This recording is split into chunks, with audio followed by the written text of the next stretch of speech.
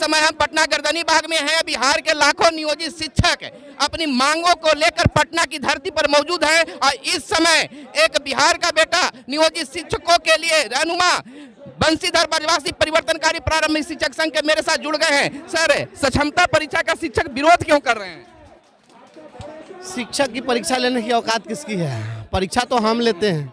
परीक्षा लेने का काम शिक्षक का है, वीक्षण का काम शिक्षण का काम और परीक्षण का काम शिक्षक का होता है, राजनेताओं का नहीं होता है और ऑफिसर्स का नहीं होता है। शिक्षक की कौन चीज़ की परीक्षा होगी?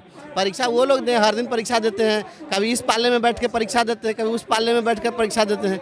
परीक्षा वो लोग देते रहे, परीक्षा हम क्यों देंगे?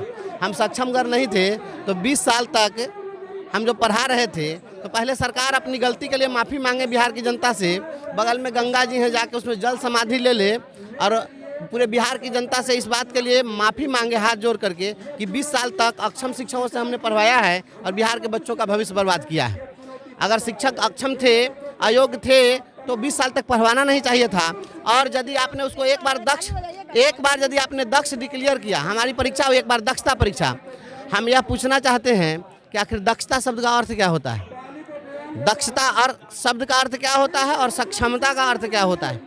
दक्ष का मतलब अंग्रेजी में कहेंगे तो हाईली एक्सपर्ट होता है, उसी को दक्ष कहते हैं। कहा ये किस काम में निपुण है, दक्ष है।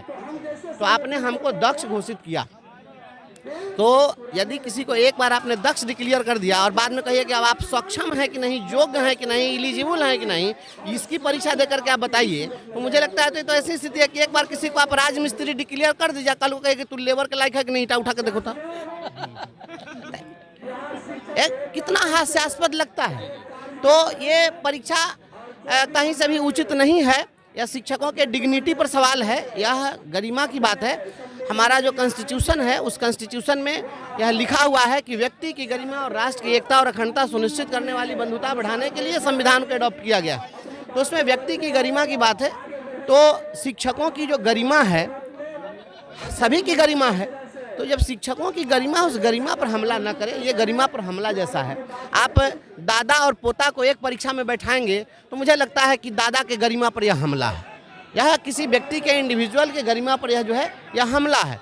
तो यह कॉन्स्टिट्यूशन प्रोवाइड नहीं करता है। आप किसी को, दादा और पोता को आप नहीं बैठा सकते हैं एग्जामिनेशन में। आप डिपार्टमेंटल एग्जाम की अगर बात करते, जो हमारी दिनचर्या है, हमारी जो गतिविधियां हैं, जिन कक्षाओं को पढ़ाते हैं उससे सवाल पूछते तो कोई दिक्कत नहीं था।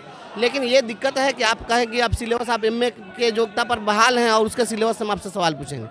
तो के पाठक जी को और मुख्यमंत्री जी को, जो भी अधिकारी लोग हैं उन लोगों को भी हम लोग के साथ बैठा देना चाहिए। हम लोग से तो बड़ा डिफिकल्ट टफ एग्जामिनेशन पास करके आए हैं, तो उन लोग को आकर के बैठ के हम लोग के साथ एग्जामिनेशन वही फॉर्म भर दे तो हम लोग परीक्षा दे देंगे। फॉर्म भरे, हमारे साथ भर दे, क्या दिक्कत है? उनको कोई दिक्कत नहीं होनी चाहिए, भर दे। इससे ये भी पता चल जाएगा कि हमको एक स्कूल चलाना है, कुछ बच्चों को पढ़ाना है तो हमारी परीक्षा, और जिसको पूरा राज्य चलाना है तो उसकी कोई परीक्षा नहीं। तो पूरा राज्य चलाना है तो वो भी योग्यता साबित कर दे कि हम राज्य चलाने के लायक हैं। हमको तो लगता है कि पहले हम जिस विभाग के लोग हैं, हमारा विभाग शिक्षा विभाग है, शिक्षा संस्कार देने का काम करता है, शिक्षा और संस्कार देना हमारा काम है। और जिस विभाग का काम था लोगों को शिक्षा और संस्कार देने का, उस विभाग का ही चीफ अगर ऐसा हो जाए जो कुसंस्कारी हो जाए, बड़े बुजुर्गों का इज्जत नहीं करे, एक राज्य के प्रतिष्ठित डॉक्टर को टेलीफोन पर गाली दे, तो उस व्यक्ति को तो मुझे नहीं लगता है कि संस्कार देने वाले विभाग का मुखिया रहना चाहिए। घर का मुखिया ही अगर छत पर चढ़ करके पेट्रोल गिराएगा तो घर का सदस्य क्या करेगा? इसलिए ये सक्षमता परीक्षा जैसी बात ये बिल्कुल गलत है, इसको वापस लेना चाहिए। विभागीय परीक्षा जैसी अगर कुछ बात होती जो हमारे गतिविधियों से संबंधित हो तो कोई आपत्ति नहीं थी। और सबसे गहरी आपत्ति है कि अंतर जिला स्थानांतरण, ये कह रहे हैं कि हम आप लोग का घर उजाड़ देंगे। लोग उजड़ जाते हैं महज एक घर बनाने में, ये तरस नहीं खाते हैं बस्तियां जलाने में। ये शिक्षकों की बस्तियों को जलाना चाहते हैं, इनके बसे हुए बसाए घर को आप उजाड़ना चाहते हैं। अरे आप इंसान हैं या राक्षस हैं? हमारा तो देश इस प्रकार का है कि किसी के बेटा बेटी की शादी कराने में पुण्य का भाव महसूस करता है, और आप क्या, पति अलग चला जाए, पत्नी अलग चली जाए, इस प्रकार की व्यवस्था ला रहे हैं। अपने बच्चों से ये दूर हो जाएं। आप इन शिक्षकों को उनके परिवार के सदस्यों से, उनके बीमार माँ बाप से, उनके छोटे छोटे मासूम बच्चों से दूर करके कौन सा पुण्य अर्जित करना चाहते हैं? विरोध इन्हीं चीज़ों का है।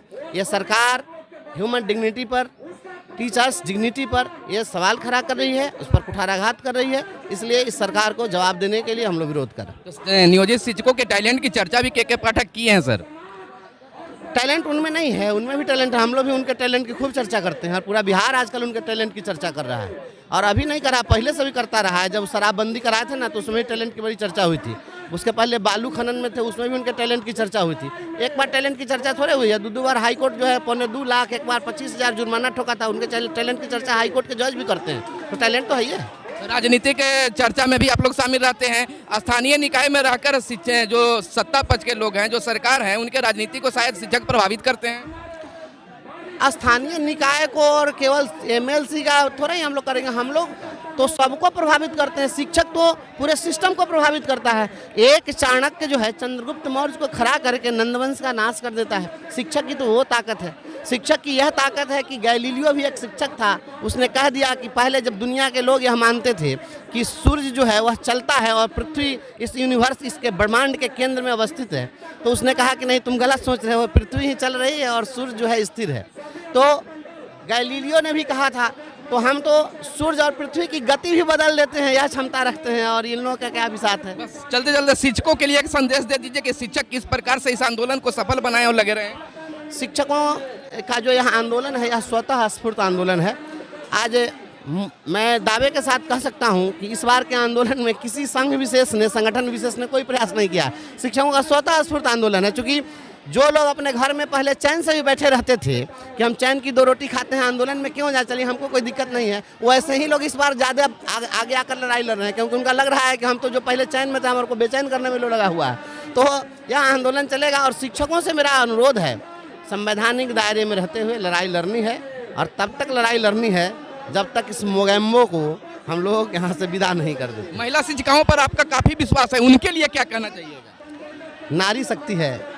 नारी शक्ति जो है ना, महिला जब रणचंडी का रूप धारण करती है तो अच्छे अच्छों को नाश कर देती है। और महिलाओं के बूते ही माननीय मुख्यमंत्री नीतीश कुमार जी की सरकार चलती है। और नारी शक्ति को कहा गया है, यत्र नार्यस्तु पूज्यन्ते रमन्ते तत्र देवता। जहाँ स्त्रियों की पूजा होती है वहाँ देवताओं का वास होता है। बिहार में अगर सुख शांति अमन चैन चाहिए तो निश्चित रूप से आपको शिक्षिकाओं का सम्मान करना पड़ेगा। आज सबसे ज़्यादा चिंतित शिक्षिकाएँ हैं। इनको दोहरी भूमिका निभानी पड़ती है। पारिवारिक जिम्मेवारियों को संभालना होता है और अपनी सेवा का जो दायित्व है उसको इनको निभाना पड़ता है।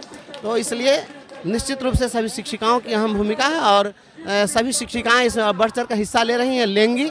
सरकार के लिए केवल ये संकेत है, वार्निंग है। सरकार समझ जाए, जल्द निर्णय करे, और नहीं तो इसके दूरगामी परिणाम होंगे। और शिक्षिकाएं, अभी तो केवल शिक्षक शिक्षिकाएं हैं, सोसाइटी के लोग भी आएंगे। हमारे जो जिन बच्चों को हम पढ़ाते हैं उनके अभिभावक भी सड़कों पर आएंगे। चलिए, शिक्षकों का मानना है कि बंशीधर ब्रजवासी जो कुछ कहते हैं अंतिम क्षण तक लगे रहते हैं, सरकार तक अपनी मांगों को पहुंचाते हैं और निश्चित तौर पर उस मांग को पूरा कराने के लिए अपनी जी जान को लगाए रहते हैं। तो क्या नियोजित शिक्षकों के लिए बंशीधर ब्रजवासी अंतिम क्षण तक मैदान को नहीं छोड़ेंगे, लगातार लगे रहेंगे? अब देखना होगा, वक्त का इंतजार करना होगा कि बंशीधर ब्रजवासी जो हैं अपने शिक्षकों के लिए क्या कुछ करते हैं और कैसे अपनी मांगों को पूरा सरकार से करवाते हैं। धन्यवाद।